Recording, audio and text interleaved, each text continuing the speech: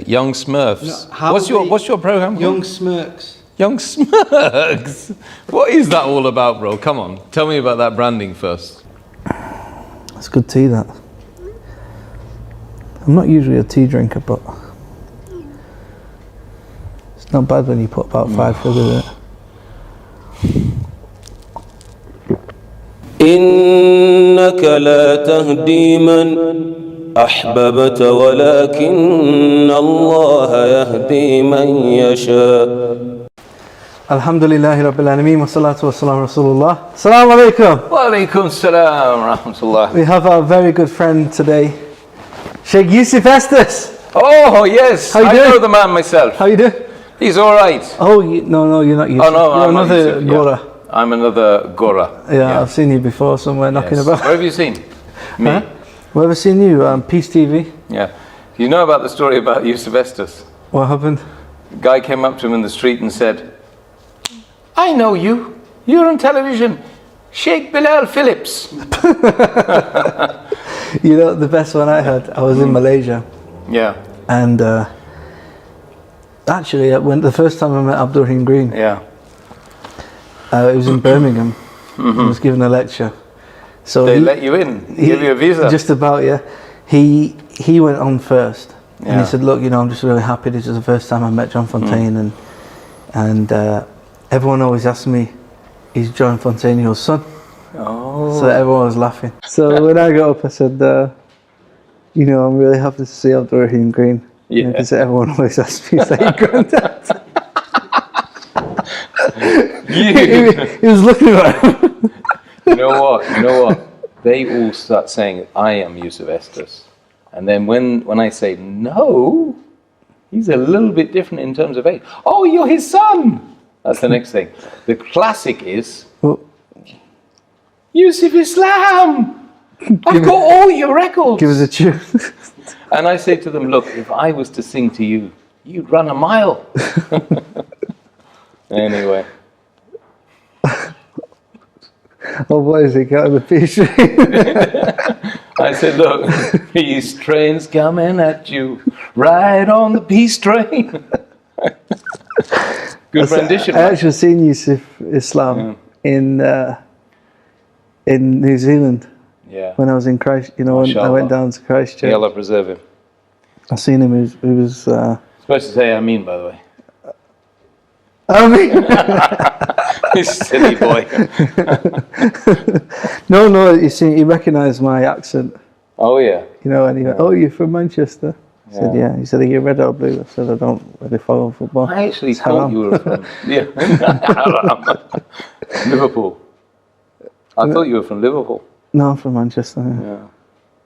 So how did you You accept winding Islam? me up. You winding me up. That's the worst thing you can say to a monk. I know. Okay, Bismillahir Rahmanir Rahim. Welcome to another episode of the Young Smirks podcast. Yeah. And we have UK's biggest smirk or smurf. Papa Smurf. I forgot your name. Yusuf Chambers. something like that. Useless Chambers. Yusuf Chambers. Yeah, that's what my wife calls me. Useless Useless, Chambers. yeah. So we're here. We're in Leicester. Yeah. And we're in the city retreat. Yep. So I think this is a good time for you to tell us about this new project that you've had. Yeah. It's been running for a couple of years. Yeah. Well. What is the city retreat? Well, it's a blank canvas. It's kind of like a blank canvas in the city, where people can come, kick back, chill, retreat, and meet each other on a equal footing, equal plane. But it's run by Muslims and it's initiated by Muslims. And fundamentally, it is about trying to bring the beautiful message of Islam through actions rather than big chat. Because we good at chatting. We ain't good at acting. Talk the talk, We can't walk the walk. the walk, yeah. So I realized that for a long time. We used to go around doing these tours and big up tours and 20,000. The thing is, you was one of the founders of iERA, Yeah. which is arguably one of the biggest dawah organizations in the world. Yeah, alhamdulillah. I mean, Allah subhanahu wa ta'ala was very merciful at that time because we had no money. When we opened iERA, there was no money. There wasn't even the motivation for doing it. People didn't even know why we were doing it. Actually, it took ages to explain it. But I went from that iERA flex, and some things happened, and so I moved aside, and I moved up to Leicester, and I said to myself, we need to. Could you kind of change your approach? Yeah, I mean, look, you can't leave the da'wah. You just have to. You're like like a butterfly. You've been cocooned for a long time, and then suddenly you realize you can fly out of the cocoon and do it yourself. Yeah, and that's what happened. No, mashallah. I mean, anyone who's actually been involved in grassroots dawah, such as dawah tables, working with new Muslims, this is their dream.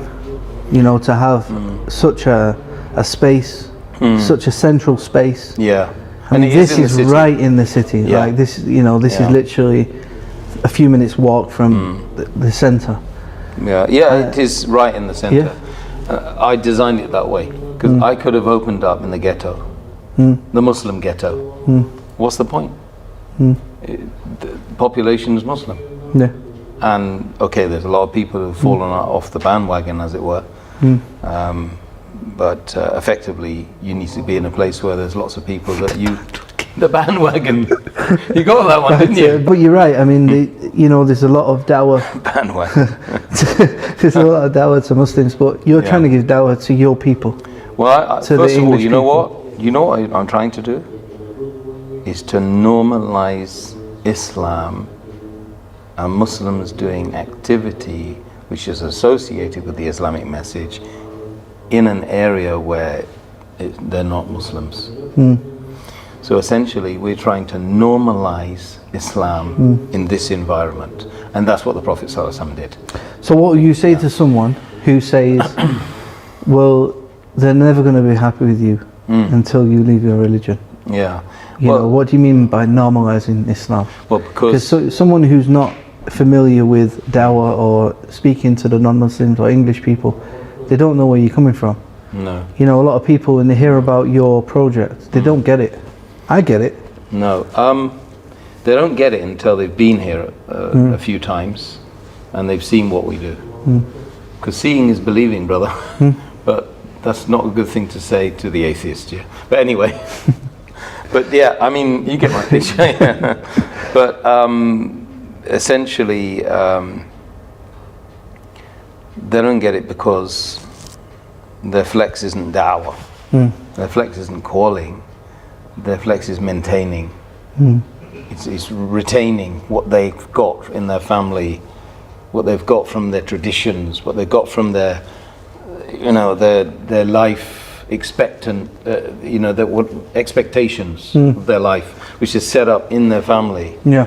Whereas we, being reverts, new Muslims, old new Muslims, particularly me, we gained our faith after having to force ourselves, basically, to find ourselves. And so we're happy with our position, whereas a lot of people in the ghetto, they don't even know what their position is, really. And some of them have not even asked questions. So essentially, this is normal for us to be in a society. We grew up in this society with these people, and for us to be able to normalize Islam in this environment is key. If we manage to do that, and it's tough, guess what? Dawah is easy. It's really literally. Today we went for a full English breakfast. Very English of us all. And there's an old lady struggling with the door, and you run over and helped with the door. And close the door in her face. No, you open the door. Yeah. And she thought you were Jewish, right? I think she got that impression.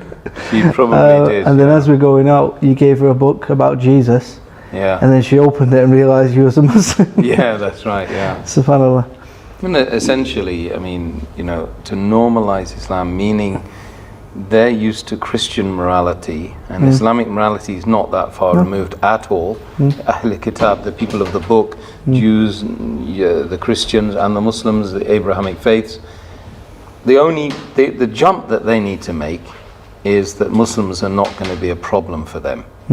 So if they see us in the city centre being a problem from them, but actually offering solutions to them and not pushing them to suddenly become Muslim, believe me, they're going to love us.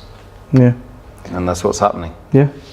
I mean, it's a very open space. Like you say, it's an open canvas. You can do what you want here. Yeah. You know, it's not a masjid. You can pray here. Yeah. But a lot of people don't get it. You know, they're going to think that, I think a lot of people imagine that you're going to have like some woman leading the salah or something. They kind of think it's that type of vibe, but it's not. They do. They don't understand that you run it as an Islamic organization. Yeah. They also think our funding is from other sources, you know, to do with the government, control of government, and we've actually turned that down because at the end of the day we want to be on free flow. What the people want, laissez-faire. You know, people want spirituality, they want faith, but they're scared of it. They've been frightened away from it. We've frightened them away. So I want to speak to you about, first of all, before we go into Dawah, I want to ask you, and because a lot of people might not know who Yusuf Chambers is. I mean, it's been a while since you've been on Peace TV. The solution for humanity. The solution, yeah. And you know, you're not as well known as you used to be. Yeah. You know, there's a few more Reverts in town now. Oh, there are. Yeah. And they're always confusing everyone. So, Poor things. for those who are not aware, how did you come to Islam? I mean, how old was you when you came to Islam? Well, I was about 26. Okay. 26 and a half, something like that. So I embraced Islam after a period of about 11 years of searching. And although I didn't go out and say, right, let's spend the next 10 years searching, it wasn't like that, obviously. I was dead keen to find out what it was all about, who I was, so I just kept searching. And left school when I was 15, ran away from home, typical stuff, you know, and then started searching, meeting people, talking to them. And then there came a time when I'd done the work bit, sick of the workplace, the mundane thing. I've done the pubs, I've done the clubs, I've done the music scene. Because you're from an Irish background. Yeah, from the Irish background. And then you start asking big questions. Yeah, but aside from all of that, what's that about? Pointing upwards as in the universe and the bigger things. And so that, as I said, I spent 11 years on that. 11 years searching. Yeah. And then I went to university to find the purpose of life. 11 years is a long time, you said. Yeah. What was you doing? It's an awful long time. Fooling around, messing around, pushing people's boundaries, asking lots of questions, running away, hiding, reading an awful lot of literature, which was, some of it was very useful, some of it confused the hell out of you, you know. And not once in that 10 and a half year period did I ever come across Islam. SubhanAllah. Not once. Did you look at other different religions or? Yeah, I looked at Islam, I looked at Judaism, I looked at Christianity many times. I kept dabbling with it. I became a Buddhist for a while, did some Buddhist meditation, found that very useful. Asked the guy what's the purpose of life. He didn't have the answer. But you know, so I moved away from that when he didn't really have the answer. It's a long story, but basically I dabbled with all the world's religions and isms. You never came across Islam at all? No. The only time was 6 months before I became Muslim. Maybe a little bit more than that. Before that, I lived with a Bengali family. Yeah. So the Bengali family had taken me into their house, and I was running their businesses.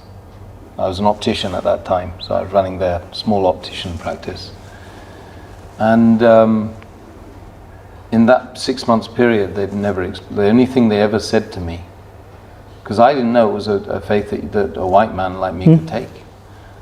So I've the only been thing he ever said was, in this way, Isa alayhi salam He's is Nabi, he's is Nabi. not God. Okay. I said, fine, whatever that means. And that was it. Didn't explain 6 it. months, that was the dawah. Hmm. And that was quite good. That was quite good, wasn't it? Really? Yeah, I mean, yeah. it's quite on it, really. So, and then, you know, I went back to see them after being Muslim, and I gave them salams, and they didn't understand what was going on. What do you mean? I gave them assalamu alaikum wa rahmatullahi wa barakatuh at the door. And what They did just you- said, oh, hi Tim, come in, have some tea. I didn't tell them I was Muslim, I just waited Okay. to see if they would know. Yeah. The second time I went back, gave them salam again. He said, why are you giving salams to us? I said, because I'm a Muslim. And he turned around and he said, but how? How did you become Muslim? We didn't call you to Islam. Subhanallah, subhanallah. It's interesting, isn't it? Yeah, I mean, it's difficult because a lot of people don't know how to do dawah. They don't know the they're responsibilities on them. They're They, actually frightened. yeah, We're frightened. Actually, we are reticent, reluctant. Even more these days, we're reticent, reluctant to give dawah because we feel that straight away they'll come down on us under like a ton of bricks, like they do on social media, like they do in the television, like they do in the media, like they do in the movies, and like they do in the shopping mall now, and like they do in the street now. You know, because there's free license against Muslims, but we killed it anyway, a long time before they started that, by not calling them. You know, Yeah. Allah says if you don't care about this, you don't love this way, yeah, I'll find a group that will. yeah. If you're, you know, there has to be a group amongst the Muslim community, Yeah, yeah, you know, commanding the good, yeah, forbidding the evil, calling them a Muslim. yeah. And I've had that. I've had a similar experience as yourself. I didn't know that a white man could be a Muslim. Yeah. The likes of seeing, I keep saying this over and over, I feel like every podcast I'm saying this, but the likes of seeing Yusuf Estes, Abdurrahim Green, yourself, Lawrence Brown, etc. Yeah. On TV. Yeah. Have you met him? Yeah. I did a podcast with him as well. I haven't seen him for a long time. No, he's alright, yeah. Alhamdulillah. But yeah, I mean, this is a thing. Just telling people what Islam is, Yeah. at least then you can make your own decision. Them 11 years you were searching, Yeah. just being given maybe a basic pamphlet or some information about Islam may have kind of directed you in a certain way to search. Yeah, it would have added to the show. It would have added to the party. But the party was then dominated by stuff I was able to read and that was accessible. But I was born in, you know, a by and large very white dominated middle class, British, you know, backdrop, you know, Surrey. Born in Woking, spent some of the time in Bristol, then came back to Guildford, Godalming, Hazelmere, all those Surrey places. And Muslims weren't there. The Muslims were there, but they were hiding. They're hiding what they had because they feared that they would be, you know, somehow oppressed or put down. So they probably would. They were being put down at that time. You know? So when you came to Islam, when did you meet Abdurrahim Green? Like when did you and Abdurrahim Green start having ideas about iERA and Dawah and actually setting something up? Around the year 2000, something like that, we set up Green and Chambers around that time. And that was an organisation, because Abdurrahim been going up and down, and as I started to as well, going up and down the country, giving lectures in universities. And he was in Hyde Park before it became a disorganised rabble of people beating each other up. Well, I don't know. I've seen the old videos of Abdurrahim Green. It didn't look too much better. No, but you know, then. there was a certain element of organization in the chaos. Not now. Back then, Yeah.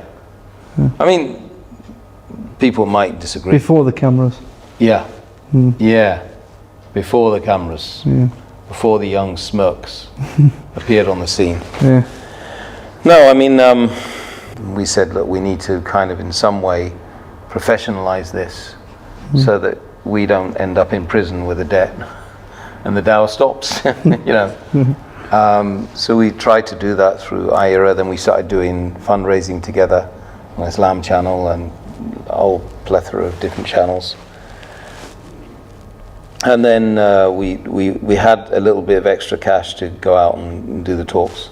And then we started organizing talks ourselves, you know, organizing events, fundraising, etc. I think I disappeared for a couple of weeks to Morocco or something with my family.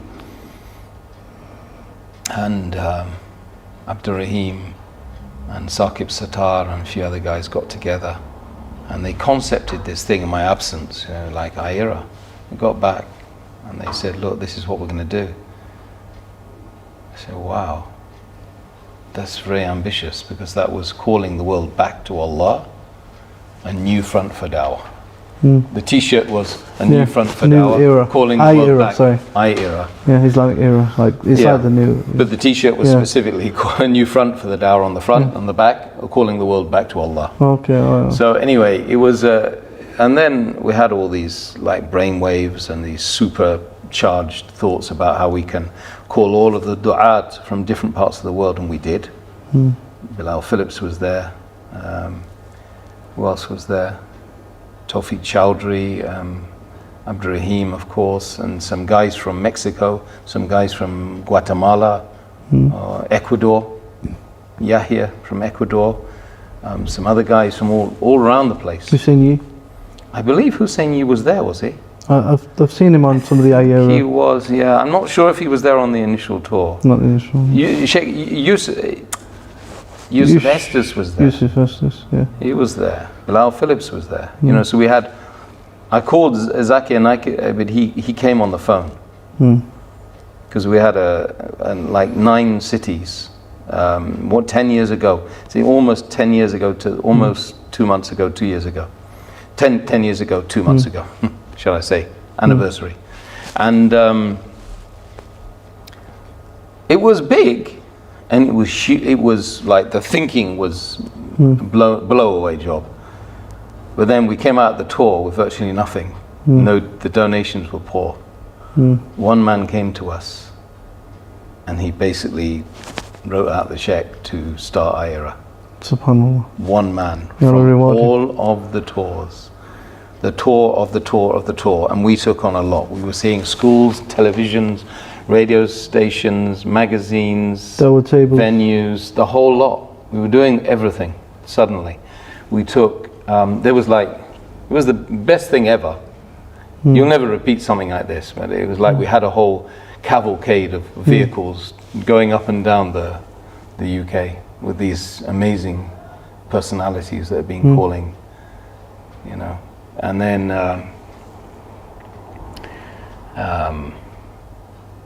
you know, it ended up in a bit of a damp squib, but then the guy writes out the check, and that enables us to take on a few full-time du'at, maintain relationships with the others.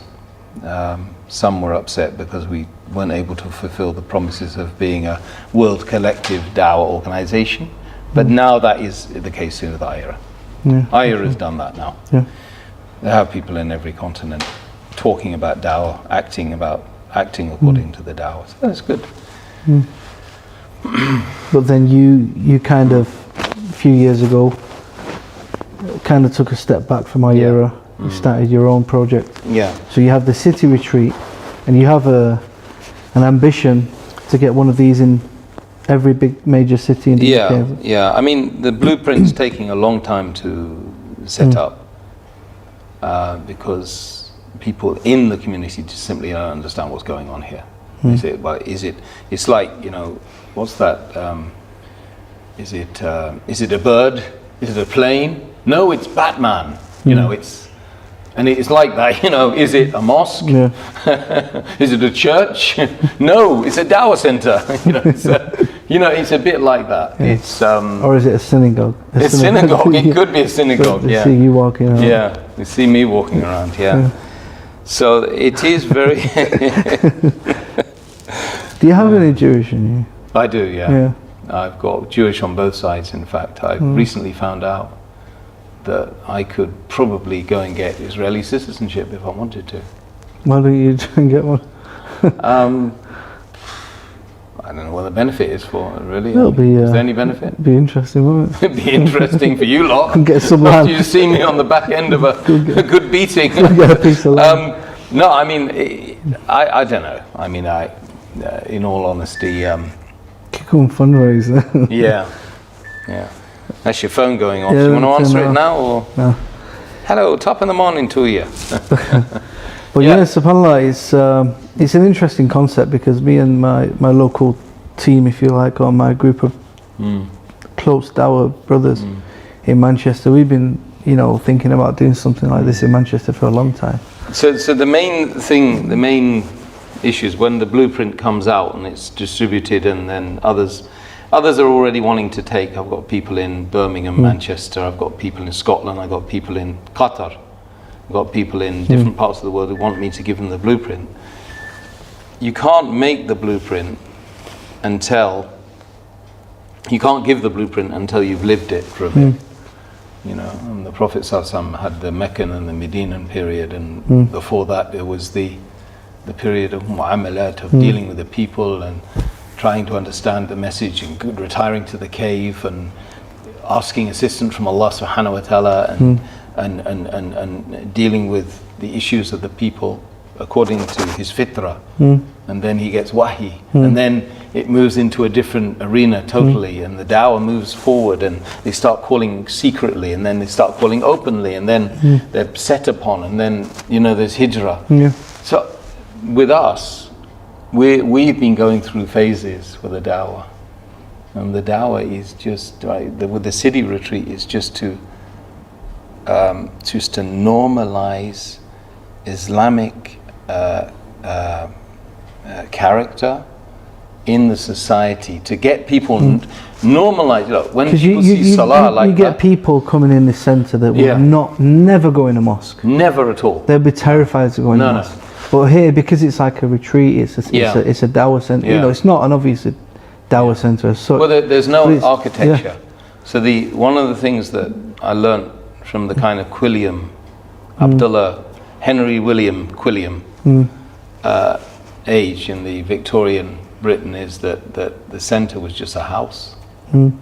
Okay, they knew it as a mosque, and they used to attack it, and it was very tough during those days. But essentially, there's nothing to stop people coming in here, and people walk in and they say, "What is this place?"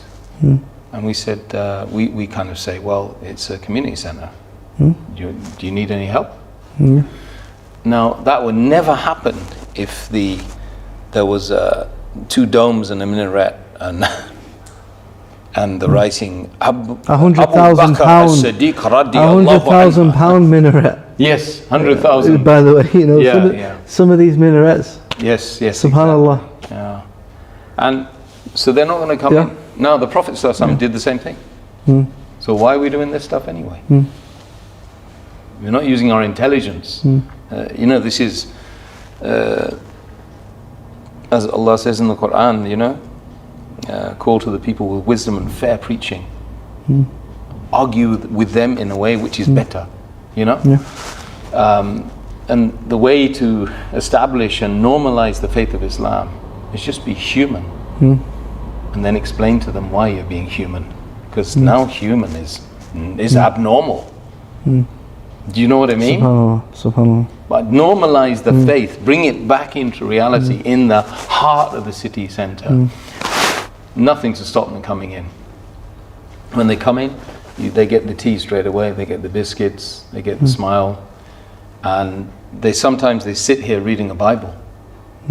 They'll sit here reading the Bible, right? And then we just give them another book. We said, by the way, this is interesting as well. Have you read this one? and then English book, and then sometimes they say, what else do you do here? I mean, well, we've got the homeless stuff we're doing at the moment, although the homeless stuff needs another podcast, because Muslims are all into this stuff, but they're not thinking of step 2 and step 3 and step 4.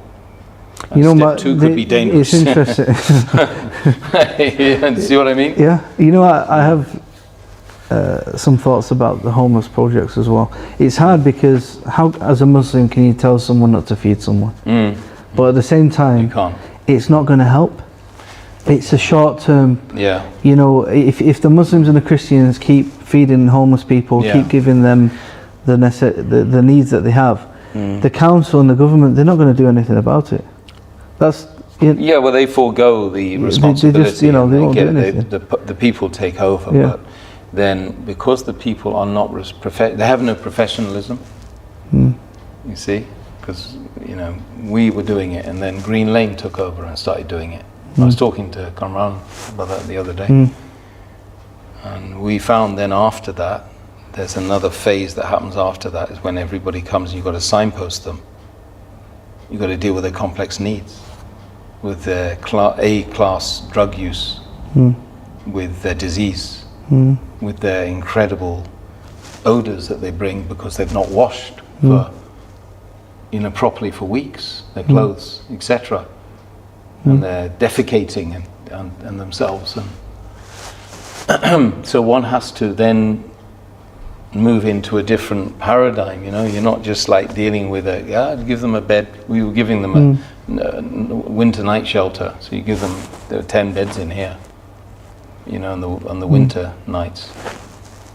Then it moves into a different, are you going to deal with their real what's underpinning their addiction, or the fact that they've left society? Are you going to deal with that? If you're not going to deal with that, don't lie to them. Don't kid them, you see?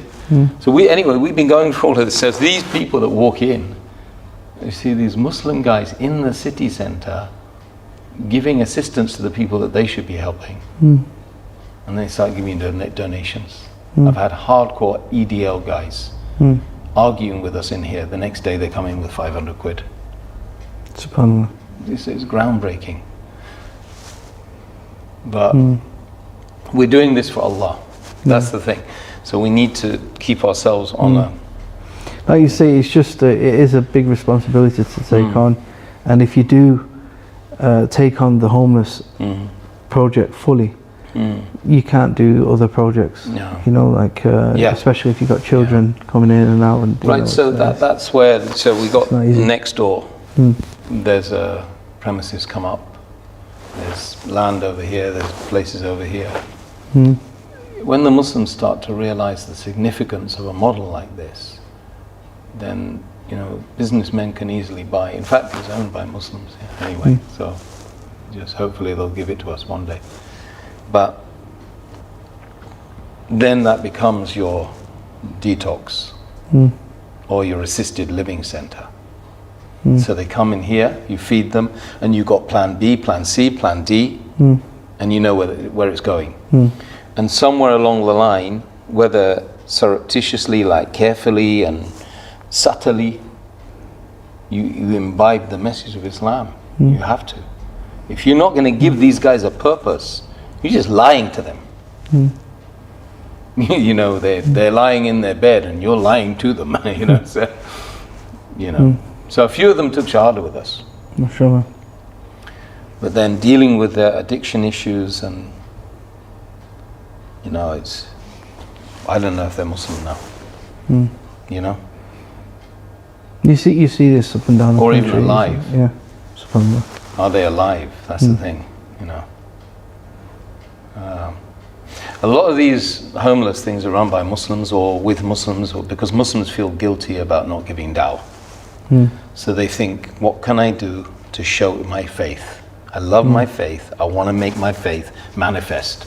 So they go off and they'll give all their stuff from their house to different projects. And they think, Alhamdulillah, at least I've done something. You see what I mean? So that's why we do. But the thing is, we tried to institute it, make it happen here. So we work with non-Muslim charities tomorrow. Tomorrow we got 6 events. Tomorrow and Saturday we've got 6 events. So you've got like Macmillan Cancer Day. We've got Loris, a local Leicester-based charity that's coming and doing an event. We've got a refugee meet and greet. It's basically for displaced people. Meeting. We've got Arabic lesson as well, and like all of these people, there's nothing to stop them joining the Arabic. There's nothing to stop them joining the Quran class or the circle on Sundays. And there's some people, they join. Some of them come before the khutbah. They stand at the back and listen to the khutbah. We've had radical far right people listen to the khutbah, and then they come and they give a donation in that box over there. You know? SubhanAllah. Why is it that we haven't been doing this? The crazy thing, the worrying thing, we've been doing this for 60, 70 years, and those masajid, 2,000 of them or plus, I don't think we'd be in this problem today. You know what, some people might think that by doing something like this, you must be watering down the religion. Bro. Watering down, yeah. What would you say to people who think that? Yeah, they say I'm, because they've never seen it. They've never seen anything like it. Yeah.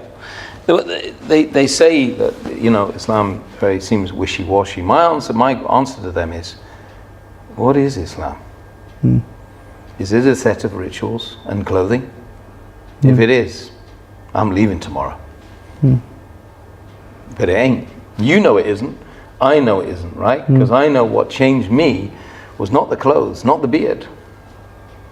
It wasn't looking at someone's beard and saying, wow, I want a beard like that. Beard is nice, it's a sunnah. And it makes you feel like a man. Yeah. But it's essentially... Yeah, man. Yeah. Johnny. Yeah, bro. Go for it. You better cut that bit, actually.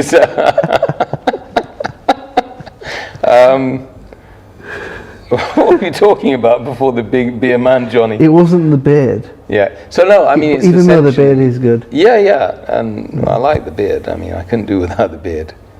No, I couldn't go back. Baby face. I couldn't go back at all now. Have you ever done that? No. I haven't done it, but I've seen people that have done it, and like you don't recognize them, and it's like it's bad enough when you go to the barbers and you just ask for like a and you feel like you've got no beard. You feel like you've got no face. There's no face left. Bearded, beardless. But we didn't come to Islam for this. We found the belief in Islam. No, it was the they could say esoteric or the spiritual aspects of this faith, the brotherhood, the sisterhood, the brotherhood, and having a fundamental understanding of what this world was all about, and who had created us and where we're going to go, and direction, focus. Direction and focus. I feel that the mosques have just become about the 5 daily prayers, Jummah, that's it. Maybe some classes for the kids in the evening, just to recite the Quran, not understand. It's become very, it's like the way, similar to how Christianity has just become a very repetitive thing, rather than actually implementing and, actually changing your life and not being a part of your whole life in the workplace, on the streets, the way you deal with people. Yeah, I mean, effectively, I've always said for a long time that the efforts are internally and externally to Christianize Islam. Do you know what I mean? What do you mean by that? Effectively to compartmentalize the faith and not make it something which is lived with, but lived separately for Friday. So you just live it on Friday and for the madrasa. Then after that, it's meaningless anyway, because you've just learned the Quran like a parrot, with no tajweed, with no tafsir, should I say. and no contextualization of the message. And you're not living it. You're definitely not going to look. We just learned Qul huwa Allahu ahad. Say, Muhammad, that there's only one God, and that is Allah. Let's implement that in our values, in our life. But you're not going to do it. So what you've just effectively done is set up a chain reaction of hypocrisy and nonsense. So a person will then just compartmentalize their faith and become Christian. Because the Christian, so what happened with the Roman state and Paul and we're not going to get into deep Christianity here, but fundamentally the state took over and then controlled it as its own asset. Invented it. The new version. Which is what some would argue is what people are trying to do today, to some degree of success, to allow people to say, look, Islam's doesn't give all the solutions. It's only a quick fix for now and again. Friday is okay, take the kids to madrasa, get them to learn the Quran. Oh yeah, have the party afterwards. Well, Khatam Quran, oh mashallah, takbir, Allahu Akbar. And then afterwards get them married, and what's the issue? They're going to Jannah anyway. But that's it. Isn't that what? Tell me, man. Maybe I was just walking through the city centre today, and I remember you just saying that, look, people just like sheep, Yeah. People, they need Islam. They've never heard of Islam. Yeah. These 11 years you were talking about, there's loads of people like that. Yeah. And what they have heard about Islam is the wrong message. Just what the media has fed them. Well, yeah, Yusuf, it was a pleasure to come and visit you here in the retreat. Yeah, that's nice. And hopefully, inshallah, in the future we can do some more podcasts, maybe speak about some of the more important points of dawah within our communities here in the UK. Yeah. And I think we can discuss that further, inshallah. Inshallah. In future podcasts. Inshallah. Well, I know you're tired today. You've had a very stressful day. I know. Well, I can tell. So thanks for joining us for this episode of The Young Smirk. Please subscribe below and also share with your friends and family so that they can benefit, inshallah. Join us next time for another episode. Jazakallah khair, Yusuf. Barakallah feek, bro. And nice to we'll meet see you soon, again inshallah. after such a long time. Assalamu alaikum. Alaikum salam.